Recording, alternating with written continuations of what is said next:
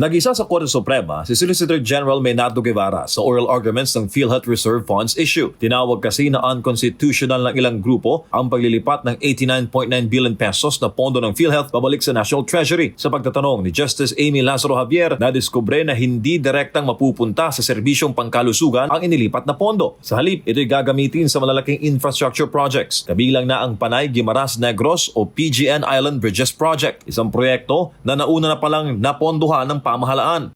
You can call it that, infrastructure projects, all right. With respect to the PGN Bridges project, per DBM's budget of expenditures and source of financing FY 2024 report, the PGN Bridges project appears to be fully funded by the Export-Import Bank of Korea in the amount of 174.49 billion plus. Is there an urgency to transfer the Philhealth funds when the project is already fully funded?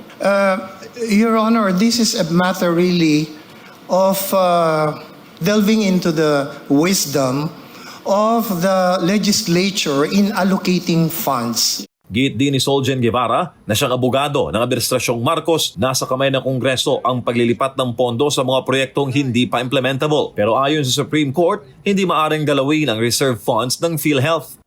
Your Honor, I think one consideration by the Congress in doing so is a determination of when a project is already implementable.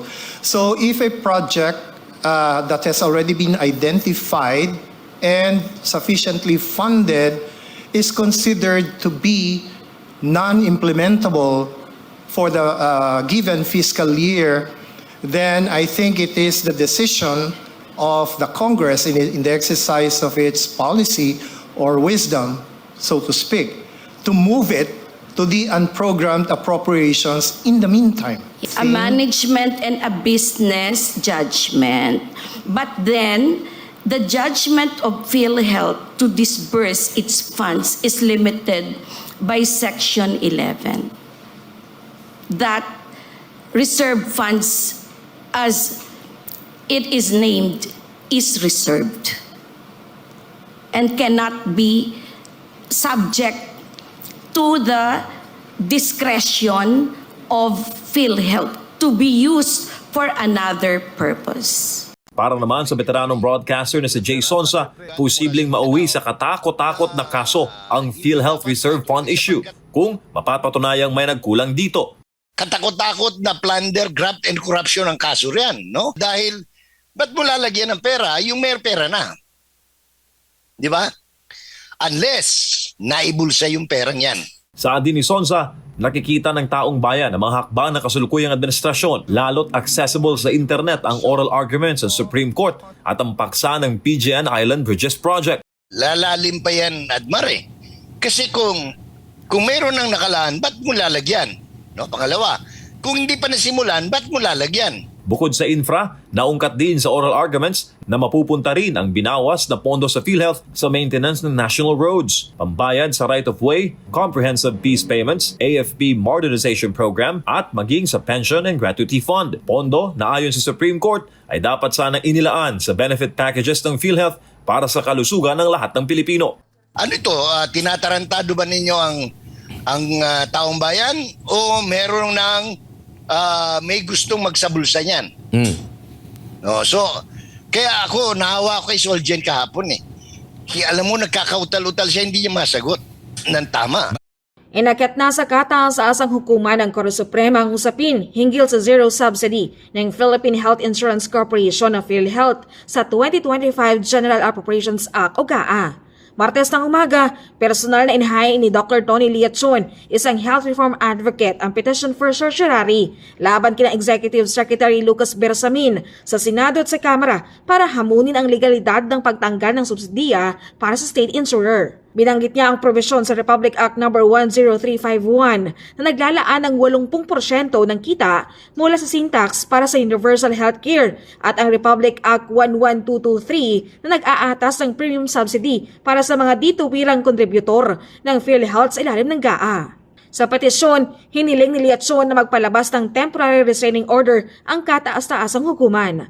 Matatanda ang ipinagkait ng Bicameral Conference Committee ang pondo ng Philhealth dahil sa tinatayang 600 bilyong piso na reserbang pondo nito mula sa surplus at reserve fund na hindi raw ginamit ng state insurer.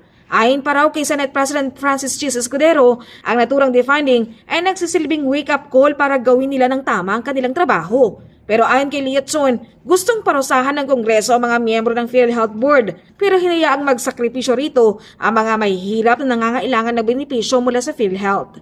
Para kay Liatson, ang ginawa ng mga mabatas ay isang betrayal of public trust, lalo pat may mas maayos na paraan daw para matugunan ang mga kakulangan ng PhilHealth. Samantala, pinagpatuloy ngayong araw ng Korte Suprema ang oral argument o pagdinig hinggil sa kontrobersyal na paglilipat ng halos 70 bilyong pisong pondo ng PhilHealth sa National Treasury, kung saan naroon ang mga representante ng mga petitioner at respondents. Pebrero 4 unang isinagawa ang oral arguments ng magkabilang panig sa harap ng mga mahistrado para talakayin kung nararapat bang ilipat o hindi ang sobrang pondo ng PhilHealth. Nauna nang sinabi ng Department of Finance na ang paglilipat ng pondo ay dumaan sa masusing pagsusuri para magamit ang mga sobra o hindi nagamit na pondo ng gobyerno mula taong 2021 hanggang 2023.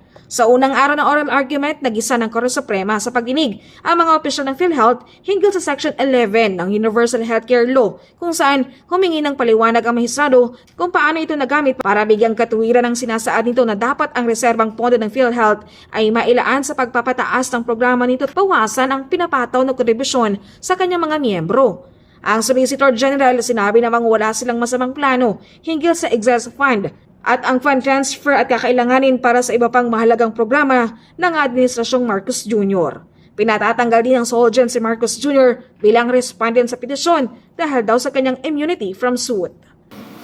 Mr. Solicitor General, can you please refer to the provision in the law, UHCA law, regarding which reads, no portion of the reserve fund or income thereof shall accrue to the general fund of the national government or any of its agencies or instrumentalities, including government-owned or controlled corporation. Yes, Your Honor. Okay. Is this the first time last year? Was it the first time that GOCCs or any government agency for that matter were required to review and reduce their respective reserve funds for the purpose of producing funds to be transferred to the National Treasury? As far as I know, this is the first time, Your Honor. All right. So, would you agree that in so doing, review and reduce their respective reserve funds? Okay. The PhilHealth specifically reopened the closed books. Its closed books in 2021, 2022, and 2023. Your Honor, I am not really very sure about the technical meaning of reopening one's books.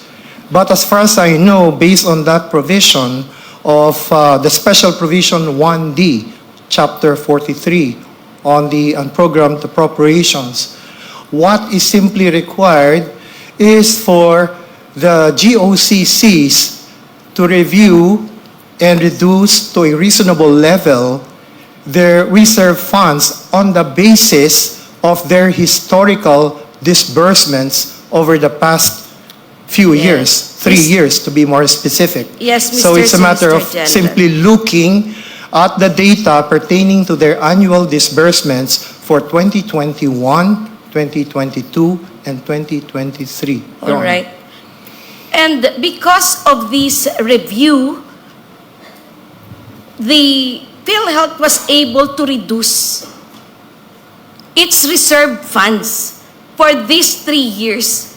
And it is those funds that the PhilHealth transferred to the Bureau of Treasury. No, Your Honor. They computed the reasonable amount of reserves based on actual disbursements for the past 3 years. And the remainder is the one that was used as basis for determining the amount to be remitted back to the National So do Treasury. you mean to say, Mr. Solicitor General, that for 2021, there was an excess reserve funds? Excess of reserve funds. Funds, yes.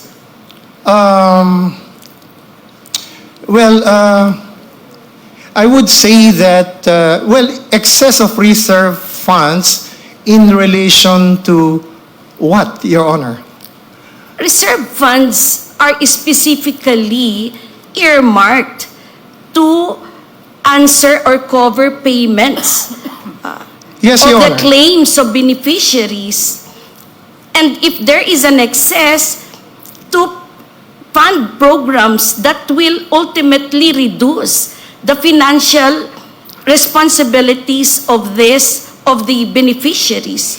And third, if there's still excess in the excess, to invest the same. So, Mr. Solicitor General, in 2021, was there excess reserve funds? Your Honor, if we are going by the definition of reserve fund under Section 11 of the Universal Health Care Act, that reserve fund is determined by the actuarial computation. Yes, Mr. Solicitor General, I have no quarrel with that. My point is, was there excess funds in 2021 coming from the reserve funds of Philhealth? Yes, the answer to that question is yes, Your and Honor. Section 11 tells Philhealth what to do with the excess funds. Exactly, Your Honor. Doesn't it? Yes? No, Your Honor, there is no violation. Because that responsibility on the part of Philhealth to make use of any excess over the reserve fund for the twin purposes of increasing benefit packages and reducing the contributions from the members is something that can be implemented within the period of 10 years. It's not something that has to be implemented immediately. So in other words, even if we have that special provision 1D, it does not mean that the obligations of Philhealth to spend the excess over its reserve fund has been abandoned, because that is something that can be complied with at some future time. It's At some future time. It's a 10-year period of implementation, Your and Honor. this is the sixth year. Yes, Your Honor. So you have not started with the programs yet. Because according to you, the excess funds may be devoted for other purposes. Because anyway, the timeline is 10 years.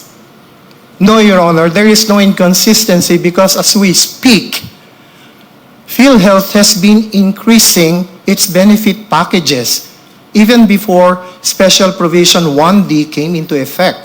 And more so after that provision, Special Provision, was enacted as part of the unprogrammed appropriations. Yes, Mr. We have seen a Solicitor General. slew of benefit increases over the past several months, Your Honor. Several months, not only. Several months only. But even when Philhealth is required to do it from the time it has been created under UHCA.